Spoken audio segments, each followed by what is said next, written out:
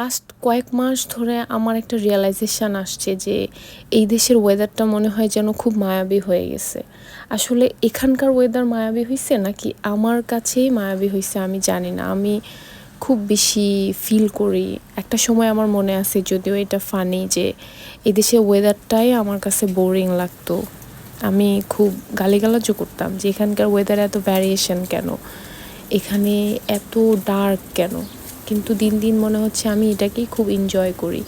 আমি যদি দেশকে আমি মিস করি, আমার মেমোরিজ, আমার চাইল্ডহুড, বাট এখন মনে হয় আমি যদি দেশে যাই আমি এই দেশটাকেও মিস করব। আমি এটার মায়ায় পড়ে গেছি, আসলেই সত্যি।